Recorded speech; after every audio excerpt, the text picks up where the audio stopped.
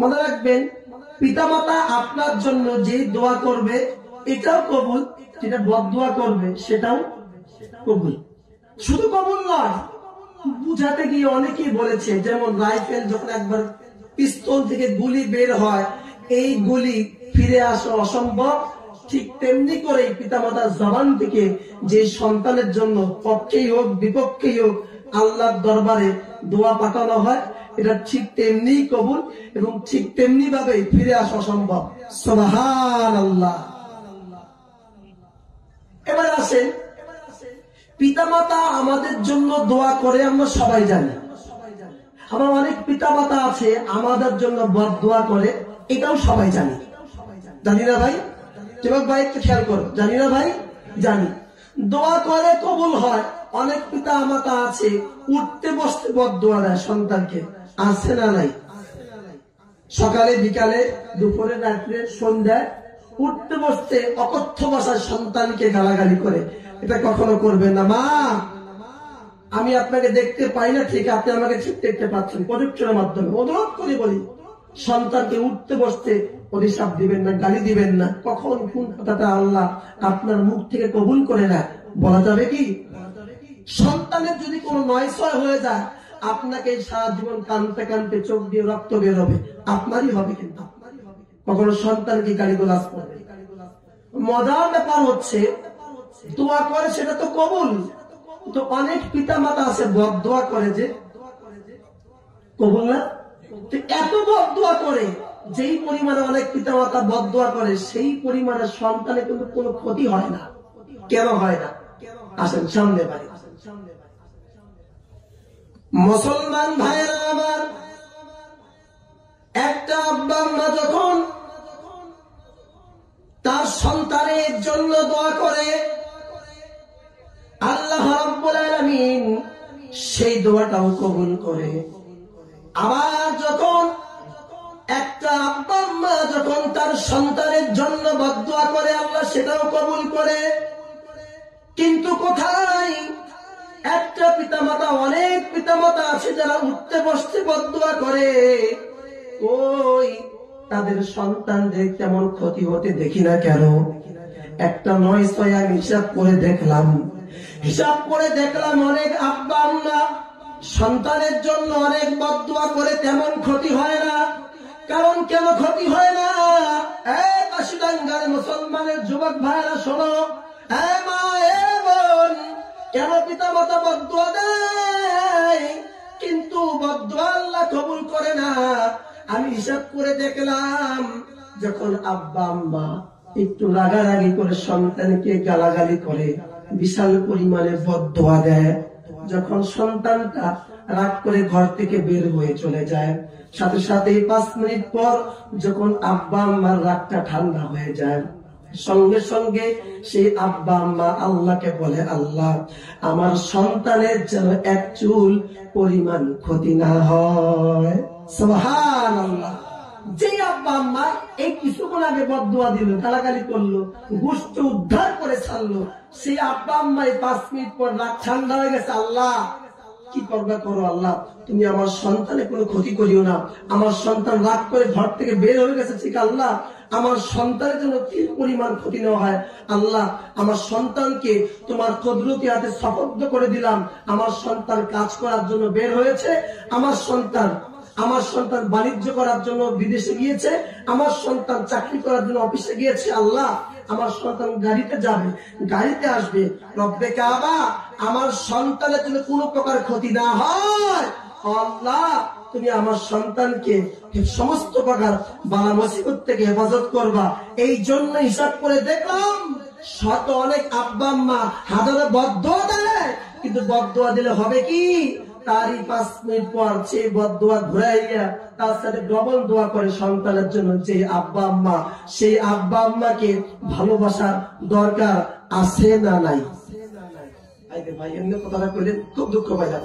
আরেকবার চান্স দিচ্ছি, যে আব্বা আম্মা 24 ঘন্টা আমাদের জন্য দোয়া করে, সেই আব্বা আম্মার জন্য ভালোবাসা দরকার আছে না নাই? মুসলমানের সন্তানেরা আব্বা আম্মার দোয়া কবুল, আমার আব্বা আম্মার বদদুয়া কবুল। এই বিষয়ে আপনারা অসংখ্য হাদিস শুনেছেন। আজকে হাদিস নয়, আজকে চোখে দেখে একটা ঘটনা শোনাবো, একটু খালি রেডি হন। আগামী 10টা মিনিট এই রাশিদুল ইসলাম লাভারি অত্র মাদ্রাসার মুহতামিম সম্ভবত 2014 কি 15 সাল মাহফিল করার জন্য আমি জয়পুরহাটে গিয়েছিলাম। মাহফিল শেষ করে আমি আমার এক বন্ধুর বাসায় রাত্রে ছিলাম।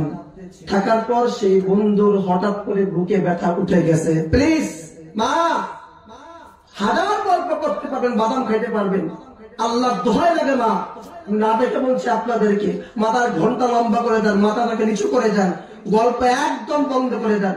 ভাই প্লিজ আগামী 10টা মিনিট কেউ মাথা ঘুরাবেন না। এরে কাশিডাঙ্গার মুসলমানেরা, আমি রাশিদুল ইসলাম লাভারি জয়পুরহাটে মাহফিল করতে গিয়েছি। 14 কি 15 সালটা সঠিক খেয়াল নাই। মাহফিল করে যে বন্ধুর বাসায় রাত্রে ছিলাম, সেই বন্ধুর বাসায় থাকার পরে ওই বন্ধুর হঠাৎ বুকে ব্যথা উঠে গেছে। রাতারাতি সেই বন্ধুকে নিয়ে আমি হাসপাতালে চলে গেলাম। যাওয়ার পর সেই বন্ধুকে হাসপাতালে ভর্তি করানো হলো। হওয়ার পর সেই বন্ধুর চিকিৎসা চলছে। আমিও মৌলভী সাহেব বারান্দার মধ্যে বসে আছি, সারা রাত ঘুম নাই, বারান্দায় বসে বসে ঝিমাইতেছি আর আল্লাহকে ডাকতেছি, আল্লাহ বন্ধুকে সুস্থ করে দাও। ফজরের আজান হয়ে গেল, ফজরের নামাজটা আদায় করলাম। নামাজ আদায় করার পর আবার হাসপাতালের বারান্দায় বসে আছি, আবার ঝিমাইতেছি, টুকটুক করে ঝিমাইতেছি। হঠাৎ করে একটা আওয়াজ শুনতে পেলাম। এই আওয়াজটা আপনারা ক্যাচ করেন। আমি একটা আওয়াজ শুনতে পেলাম একটা মহিলার। আমি কিন্তু ঝিমাইতেছি। একটা মহিলা বলতেছে, ও আল্লাহ, তুই আমার জানটা নিয়ে যা, আমার সন্তানের জানটা ভিক্ষা দিয়ে যা। যদি এই কথা শুনে ঘুমা থাকে, বাইরে কথা বলেন না যে জীবনিয়ে থাকে, অন্যে কোথাকার ঘুম কোথায় চলে গেল। চক্ষু খুললাম ভালো করে, হাই হাই, এই ডাক্তার, এই প্রার্থনাকার, এই চাওয়াকার, যে কিনা নিজের জীবন বিসর্জন দিয়ে সন্তানের জন্য ভিক্ষা চায়। লাভ দিয়ে একটু উঠলাম, যাওয়ার পর দেখতেছি একটা 25 থেকে 26 বছরের যুবক বাসার কোনো একটা কারণ বশত বিষ খেয়েছে, মুখ দিয়ে ফেপনা বের হচ্ছে, হেসকি টান উঠে গেছে, জান যায় আসে এমন একটা অবস্থা। প্লিজ ভাই, শতককে টাকা বলছি, জান যায় আসে এমন একটা অবস্থা। এমন অবস্থার ভিতর থেকে সেই মহিলার কান্না দেখতে পেলাম। অসংখ্য মানুষ ভরে গেছেন হাসপাতালের বারান্দা। সাথে সাথেই সেই যুবকটাকে ধরে হাসপাতালের নিচে বাথরুম ছিল, বাথরুমের ভিতরে ঢুকানো হয়েছে। ঢুকানোর পর মুখ দিয়ে পাইপ ঢুকিয়ে দেওয়া হয়েছে। এটা ডাক্তারদের অফিসিয়াল একটা কাজ। সাথে সাথে ডাক্তার মুখের ভিতরে পাইপ ঢুকিয়ে দিয়েছে। সেই যুবকটা আবার একটা হেসকি টান দিয়েছে। মা জনের চোখের সামনে দৃশ্য, মা চিৎকার করে কান্দে। আমি দৌড় দিয়ে সামনে গেলাম। সেই মহিলা আমাকে দেখা মাত্রই আমার পা ধরে বসে পড়ছে। বলল, হুজুর, আপনাকে দেখতে হুজুর মনে হয়, হুজুর আমার সন্তানের এখন অবস্থা খুব খারাপ। হুজুর আপনি একটু আল্লাহর দরবারে দোয়া করেন যেন আল্লাহ তাআলা আমার সন্তানের জানটা ভিক্ষা দেয়। একটু সুবহানাল্লাহ বলা যাবে? একটু মনোযোগ প্লিজ। সাথে সাথে আমি বললাম, মা কি করেন? আমি আপনার সন্তানের মতো বয়স, আরো 14 সালের কথা বলছি। মা আমি আপনার সন্তানের মতো হই, কেন আপনি আমার পা ধরে বসছেন? আমি বললাম, মা আজকে আপনার সন্তানের যে অবস্থা, আমার তো আল্লাহ কবুল করতেও পারে নাও পারে। মা আপনি একটু মন খুলে আল্লাহর দরবারে আপনার সন্তানের জন্য দোয়া করেন। আমার বিশ্বাস যদি আল্লাহ আজকে আমার দোয়াটা ঘুরাইয়া দেয়, আমার মনে হয় আল্লাহ আজকে আপনার দোয়াটা ঘুরাইয়া দিবে না। একটু 2 হাত তুলে বলতে হবে আল্লাহু আকবার। ভাই পছন্দ হলো না? আল্লাহু আকবার। আব্বা আম্মাকে যারা ভালোবাসেন জোরে বলো আল্লাহু আকবার। মুসলমানের সন্তানেরা শোনো, মা এ বোন, সাথে সাথে এই মাকে আমি আমার পাশে বসাইলাম। মা আল্লাহর দরবারে দোয়া করেন, ওই যে মহান রব্বে কাবা আমার দোয়া আজকে ঘুরাই দিতে পারে, আপনার দোয়া কিন্তু আজকে ঘুরাবে না। এই কথা বলা মাত্রই সেই মহিলাকে পাশে বসাইলাম। মহিলা খালি একটাই দোয়া, আল্লাহ তুই আমার জান নিয়ে যা, আমার সন্তানের জান ভিক্ষা দিয়ে যা। এই কথা বলতে বলতেই দেখলাম কিছুক্ষণ পর সেই মা আমার পাশেই বসা ছিল, আমার সিটে বসা ছিল, টেবিলে বেঞ্চে বসা ছিল। আমার পাশ থেকে আবার লাফ দিয়ে হুমড়ি খেয়ে নিচে পড়ে কপাল ফেটে দরদর করে রক্ত বের হচ্ছে। আমার পাশে বেঞ্চ থেকে বসা ছিল, আমার পাশ থেকে হুমড়ি খেয়ে পড়ে কপাল থেকে দরদর করে রক্ত বের হচ্ছে। এই মহিলার কাঁধে ভেন্টি ব্যাগ ছিল, পায়ে জুতা ছিল, কপাল থেকে দরদর করে রক্ত বেরোচ্ছিল। কোনটা পশ্চিম, কোনটা পূর্ব, কোনটা দক্ষিণ, কোনটা উত্তর, এই মহিলা সেইটা বসছিল না। সাথে সাথে সেই মহিলা আল্লাহু আকবার বলে নামাজের নিয়ত বাঁধছে। আল্লাহু আকবার। এবার আপনাদের একটা প্রশ্ন করি, উত্তর দিবেন। এই মহিলা আমার কাছ থেকে হুমড়ি খেয়ে নিচে পড়ে যায়, কপাল থেকে দরদর করে রক্ত বেরোচ্ছে, পায়ে জুতা আছে, গাড়ি ভেন্টি ব্যাগও আছে, এত কিছুর মধ্যে পূর্ব পশ্চিম কোনো ঠিক নাই। 2 রাকাত নামাজে যে নিয়ত পারলো, এই নামাজটা কার জন্য পড়তেছে বলেন তো দেখি? খালি কয়েকটা লোক বুঝলেন? বলেন, এই মহিলা 2 রাকাত নামাজের নিয়ত বাড়লো, কার জন্য বাড়লো? আর একটু জোরে বলা যাবে? হায় রে হায়, কি ব্যাপার? মহিলার তো কপাল থেকে দরদর করে রক্ত পড়ে, পায়ে জুতাও আছে, হাসপাতালে বারান্দা তেমন পরিষ্কার না, যদি মাসলা মাসিল ধরি আবার বিভিন্ন কথা বের হবে। এমন করে দেখলাম মহিলা হাত বাড়লো, জোরে জোরে সলা পড়লো, আউযুবিল্লাহ বিসমিল্লাহ আলহামদুলিল্লাহ, তারপরে সূরা ইখলাস কোন রকম ভাঙে চলে পড়লো। পড়ার পরে দেখলাম এবার সেই মহিলা কোন মতে হাত ডাক তাড়াতাড়ি করে 2 রাকাত নামাজ শেষ করলো। এইবার মহিলা এইবার কি করে একটু দেখেন। এইবার মহিলা 2 রাকাত নামাজ শেষ করার পর এইবার মহিলা তার ওড়নাটা, তার শাড়ির আঁচলটা এইভাবে তুলে দিয়ে বলেছে, আয় আল্লাহ রব্বুল আলামিন, আমি আমার সন্তানের জান ভিক্ষা চাই, আল্লাহ তুমি আমার আঁচলটাকে খালি ঘোরায় দিও না। এই চোখের দেখা ঘটনা বলছি মুসলমানের সন্তানেরা। ওই মহিলা দেখলাম শাড়ির আঁচলটাকে লম্বা করে দিয়ে বলল, আল্লাহ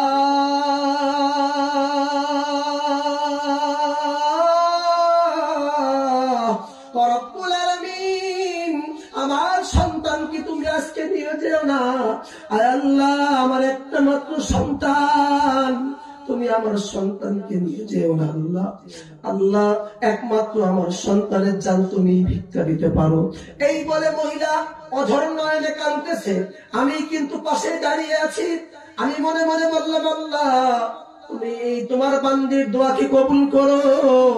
ওই আল্লাহর বান্দি অজস্র নয়নে কাঁদতেছে, মুখে খালি একটাই কথা, আল্লাহ তোর যদি জান নিতে মনে চায় তুই আমার জানটা নে, আমার সন্তানের জানটা এই মুহূর্তে ভিক্ষা দে। জোরে বলতে হবে সুবহানাল্লাহ।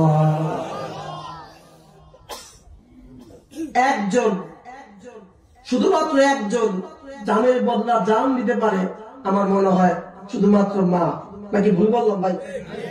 জোরে বলা লাগবে কিন্তু। আবার দেখেন, যখন আমাদের মৃত্যু হয়, যদি এমন সিস্টেম থাকতো শরীয়তে, যখন আজরাইল আসবে, আসার পর জান নেওয়ার জন্য আসবে, একটা মায়ের সামনে সন্তানের জান নেওয়ার জন্য আসবে, তখন যদি এমন সিস্টেম নিয়ম থাকতো, বলছি আর কি, এমন সিস্টেম থাকতো, মা বলতো যে আজরাইল তত জান যেহেতু নেওয়াই লাগবে, তুই আমার সন্তানের জানটা ভিক্ষা দে, তুই আমার জানটা নিয়ে যা। যে অদল বদল করার সিস্টেম থাকতো আর কি ভাই, কিন্তু অদল বদল করার সিস্টেম থাকতো, তাহলে আমার মনে হয় এই পৃথিবীর প্রতিটা মা বলতো, আজরাইল তুই আমার সন্তানের জানটা পরে নিস, তুই আমার জানটা নে, বদলতে আমার সন্তানের জানটা ভিক্ষা দে। বলেন আল্লাহু আকবার। আরে মুসলমানের সন্তানেরা, একটা সন্তান যখন মারা যায় তখন তার আব্বা, তখন তার চাচা, তখন তার নানা, যুবক ভাই, তখন তার নানা, তখন তার বন্ধু, তখন তার বাবা, সবাই সন্তানটাকে কবরের মধ্যে রেখে আসতে পারে। কবরের মধ্যে নিজের সন্তানের লাশকে তুলে একটা বাবা কবরের দুই দিকে হাত দিয়ে লাফ দিয়ে উঠে যেতে পারে। একটা মামা তার ভাগিদার লাশকে কবরের মধ্যে রেখে মামা কবরের দুই দিকে হাত দিয়ে লাফ দিয়ে উঠে যেতে পারে। আবার একটা চাচা তার ভাতিজার লাশকে কবরে রেখে কবরের দুই থেকে হাত দিয়ে লাফ দিয়ে উঠে যেতে পারে। আবার পক্ষান্তরে একটা বন্ধু তার বন্ধুর লাশটাকেও কবরে রেখে কবরের দুই দিকে হাত দিয়ে লাফ দিয়ে উঠে যেতে পারে। আবার ইমাম সাহেব তার মুসল্লির লাশটাকে কবরে রেখে ইমাম সাহেব কবরের দুই দিকে হাত দিয়ে লাফ দিয়ে উঠে যেতে পারে। মুসলমান, এইবার আপনাদের কাছে শুনতে চাই, একটা মাকে যদি বলা হয় আপনার সন্তানের লাশটা কবরে থন, এইবার আপনি দুই দিকে হাত দিয়ে লাফ দিয়ে উঠেন, আপনার ইনসাফ করে বলেন একটা মা তার সন্তানের লাশটা কবরে রেখে লাফ দিয়ে কি কবর থেকে উঠতে পারবে? ভাই জোরে কর, আল্লাহ দুয়ারে জোরে কর। সবাই পারে, কিন্তু একটা মা পারে না। একটা মা পারে না, তার সন্তানের লাশটাকে কবরে রেখে উঠতে পারবে না। আমি বুঝাইতেছি মা কি জিনিস। ওই যে জয়পুর হাটের সেই মা মহিলা অঝর নয়নে কাঁদতেছে, এইদিকে কপাল থেকে দরদর করে রক্ত পড়ে, এইদিকে মায়ের চোখ থেকে দরদর করে পানি পড়ে, ওইদিকে মায়ের কলিজা পেটে রক্ত বের হয়। এমত অবস্থায় মা জননী শাড়ির আঁচলটা দিয়ে আল্লাহর দরবারে দোয়া করে। দোয়া করতে করতে কিছুক্ষণ দোয়া করতেছে, মহিলার চিৎকারে সেই আকাশ বাতাস ভারী হয়ে গিয়েছে। মহিলার চিৎকারে সবাই জড়ো হয়ে গিয়েছে। এমন করতে করতে মুসলমানের সন্তান সবাই ভাবতেছে এই মহিলা বাঁচবে কি, এই ছেলেটা বাঁচবে কি বাঁচবে না। আমি রাশিদুল ইসলাম না ভাই সেখানে দাঁড়ানো, আমি দাঁড়িয়ে দেখলাম। কিছুক্ষণ পর ডাক্তারটা এসে বলল আলহামদুলিল্লাহ আপনার সন্তান এখন পরিপূর্ণ সুস্থ। একটু হাত তুলে বলতে হবে সর্বস্ব শক্তি দিয়ে আল্লাহু আকবার। আরেকবার আল্লাহু আকবার। আরে কত হাদিসে পড়ছি, কত কিতাবের মধ্যে পড়েছি, আল্লাহ পিতামাতার দোয়া সন্তানকে সুস্থ করে, আল্লাহ পিতামাতার দোয়া কবুল করে, এটা করে ওটা করে। কিন্তু আমি রাশিদুল ইসলাম নাভানি সেদিন দেখলাম একটা মা কপাল থেকে রক্ত পড়ে, চোখ থেকে পানি পড়ে, কলিজা পেটে রক্ত বের হয়। এমন অবস্থায় একটা মা দোয়া করতেছে, সেই দোয়া চোখের সামনে কবুল। সেই যুবক যেভাবে ঢুকছিল, বিষ খাওয়া যুবক যেভাবে ঢুকছিল হাসপাতালের ভিতরে, আমি তো 100 মধ্যে 90% গ্যারান্টি ছিল আমার মনে মনে হয় যুবকটা বাঁচবে। আমি সেদিন 100 দেখলাম যে না, আমার মনে হয় এই মায়ের কপালের রক্ত, চোখের পানি, কলিজা ফাটা কান্না, শারীরিক আঁচলের দোয়া এবং সন্তানের জন্য অন্তর থেকে ভিক্ষা, আমার মনে হয় আল্লাহ তার সন্তানকে ভিক্ষা দিয়েছে। সুবহানাল্লাহ।